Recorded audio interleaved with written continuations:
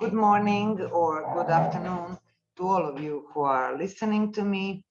My name is Ranka JEKNİČ and I'm assistant professor at the Faculty of Law, University of Split, Department of Sociology. It's a pleasure to be a part of this international congress, and in this regard I would like to thank the organizers for giving me this opportunity to present my paper and to participate in this international conference in this strange pandemic COVID time. The theme of my presentation is about some reflections on legal culture and international business, and this presentation will last approximately 25 minutes, and it will be divided into 5 parts, starting with the introduction and ending with some conclusions. Under the influence of cultural turn in the social sciences and the process of globalization, scientific and professional interest has increasingly focused on the similarities and differences between legal cultures, on the impact of different legal cultures on international business, as well as the impact of the globalization on law and legal cultures. Since the cultural turn in 1980s, the need for cultural study of law is increased, and culture became unavoidable theoretical and empirical concept, while the economic dimension of globalization includes creating a global market and free trade, free movement in goods and services, the spread of neoliberalism with its emphasis on individualism. So following questions began to be asked frequently. How to achieve greater business efficiency in an international context? Could free movement in goods and services be also matched by free movement in legal rules? As well as the question about the impact of globalization on legal culture. And in this regard, views and approaches differ. So according to some authors, we can speak of convergence between different legal cultures, while others emphasize that such convergence is not possible and speak about divergence between different legal cultures.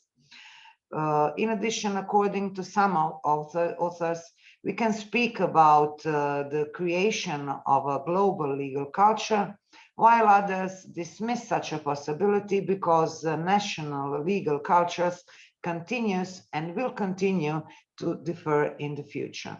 So the aim of this presentation, as well as the written paper, is to present and analyze the relevant literature, to point out some different approaches on the impact and connection between legal culture and international business.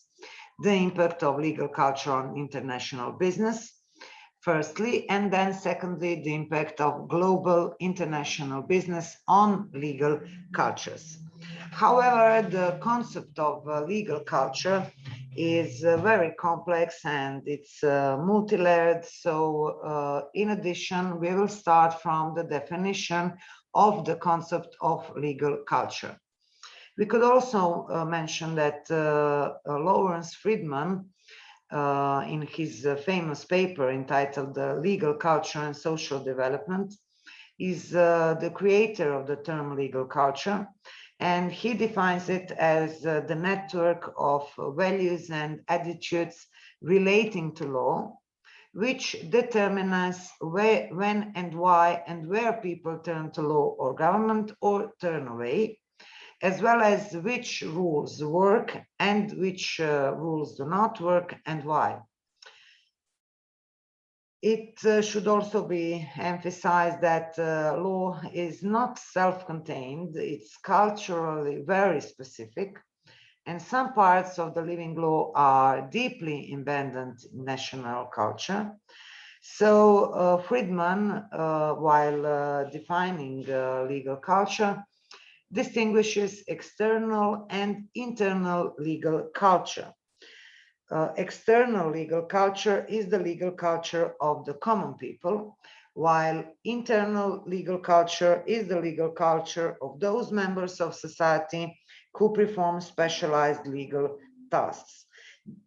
Of course, they are both interconnected and interdependent, but in this paper, we will emphasize external legal culture.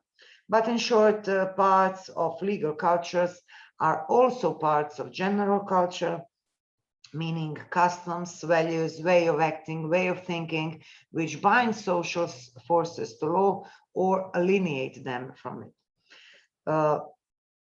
In addition, it needs to be emphasized that legal culture is, according to Friedman, a kind of intervening variable, because social forces make law, but they do not make it directly. So legal culture is measurable. It's not any mysterious concept. We can measure it directly by asking people questions, or indirectly by watching people's behavior and connecting them with their attitudes. Therefore, in the following part, we will focus on some results of measuring and analyzing values and cultural dimensions of different national legal cultures in terms of their average tendencies. In this regard, we will emphasize Hofstede's research model of national culture, because that is globally most famous and most popular research models of national culture. He defines culture as collective programming of the mind, or shorter, as software of the mind. And in short, according to Hofstede, culture is relatively permanent and stable. Culture is a collective, not an individual attribute, common to some but not all people, shared by individuals and groups within society, differs and is also similar to other mental softwares. It's learned in the process of socialization, not directly visible, but manifest in behaviors, and her core is formed by values. He distinguishes 6 main dimensions on which national cultures differ, and those are power distance, individualism, collectivism, masculinity, femininity, uncertainty, avoidance, long-term versus short-term orientation, and indulgence versus restraint. So all of these dimensions are important for analyzing the connection between national cultures and international business and cooperation. But for describing different legal cultures, it is particularly interesting to emphasize 2 dimensions. Those are uncertainty avoidance and individualism versus collectivism. Uncertainty avoidance can be defined as the extent to which a culture programs its members to feel either comfortable or uncomfortable in an unstructured situations. This feeling is, among other things, expressed through need for predictability, a need for written and unwritten rules. And in short, low uncertainty avoidance include few and general laws and regulations. Citizens are positive toward the legal system. Laws is usually perceived as on my side. Rule of law should prevail. If laws cannot be respected, they should be changed. While high uncertainty avoidance include many and precise laws and regulations, citizens are negative toward legal system. Laws usually against me. Laws should be broken if unjust, and laws are necessary even if they cannot be respected. Second dimension is individualism versus collectivism, and it could be defined as the degree to which people in society prefer to act as individuals rather than as members of groups. It could also be defined as a level of connection in a way that individualism represents a weak connection between individuals, whereby everyone takes care of themselves and their immediate surroundings, while collectivism represents integration into a group and the advantage of group goals over individual ones. Regarding legal cultures, low individualism include that private life is invaded by public interests, opinions and votes are predetermined by in-group memberships, laws and rights differ by group according to tradition and religion, while high individualism include economy based on individual interests. Everyone has a right to privacy and a private opinion. Laws and rights are supposed to be same for all, etc. So results and theoretical connotations regarding these dimensions are associated with other cross-cultural studies of values and attitudes relating to law and legal culture. So according to Hofstede, uncertainty avoidance dimension is strongly correlated with some results of the study by Gibson and Caldera on the legal cultures of Europe. Then Hofstede also found that Engelhardt's dimension, self-expression versus survival values, significantly correlate with individualism versus collectivism dimension. And in regard to legal culture, we could emphasize that self-expression values emphasize civil and political rights and freedoms, freedom of choices, individual rights, gender equality, tolerance of foreigners, different minority groups, etc. In addition, I would like to emphasize two different uses of this model in Croatia. First one is the research of regional innovation culture in Croatia by authors Schwarz and Lažnjak. They started the research from the assumption that each of the Hofstede's cultural dimensions represent a set of value orientations and norms which influence innovation at the regional level. A higher level of innovativeness and higher levels of economic prosperity are related to higher levels on individualism and masculinity and lower levels of the remaining four dimensions. It should also be emphasized that the positive relationship between innovation and uncertainty acceptance was founded because innovative activities imply acceptance of insecurity, tolerance to risk, and changes. Second is the application of this model for designing the European management. Such a possibility is based on the result of Hofstede's research with the aim of achieving competitive advantage of European management in the global market. Such an idea is about the association of European countries based on the similarity of their cultural dimensions, resulting with the differentiation of Anglo-Saxon, Germanic, Scandinavian, and Latin American, Latin Mediterranean cluster.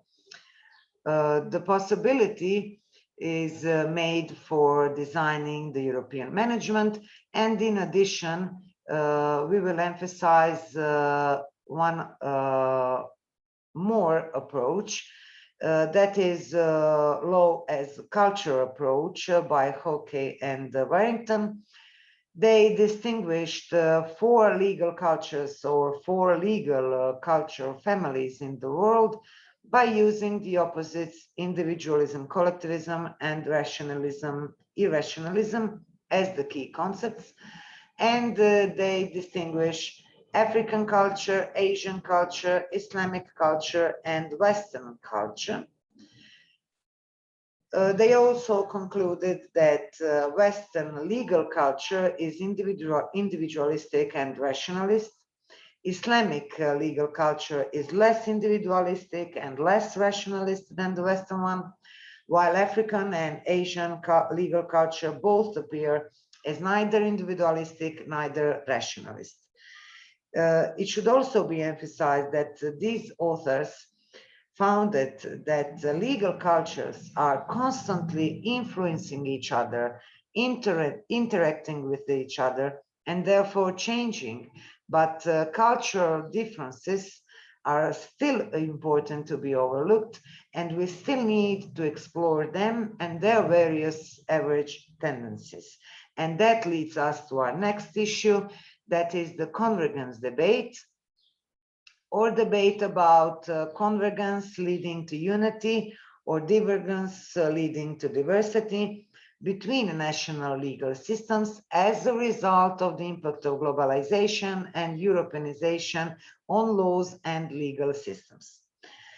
Approaches and views differ. So first you emphasize that there has been a tendency for legal principles from different jurisdictions to converge, while second you emphasize that such convergence is not possible because there are real differences between different legal cultures. And that also leads us to next approach, or following this diversion, we could also distinguish approaches considering that harmonization of the law, particularly in the international trade, is very desirable. And at the other side, approaches considering that transportation of concepts from one legal tradition to another one is impossible, or it produces unintended and unwanted consequences. In this regard, I would also like to mention that one of the best known divisions of law or typologies of law is one that points out two major families or systems systems of law in the world. Those are continental European law, civil law, codified law, statutory law, and then Anglo-American law, known as common law, case law, or judge-made law. So convergence, divergence, connections, relationships between them are studied for various reasons, but due to the topic of this paper, it should be emphasized that relationships between them are especially studied to highlight the importance of legal factor in economic development. For example, we could emphasize World Bank reports about doing business and understanding regulation because, among other things, that is a study of how to improve law in order to enhance business activities. So another question has arisen, and that question is, can laws and regulations be easily changed by political will for the purpose of competitive-oriented lawmaking? I could emphasize one approach.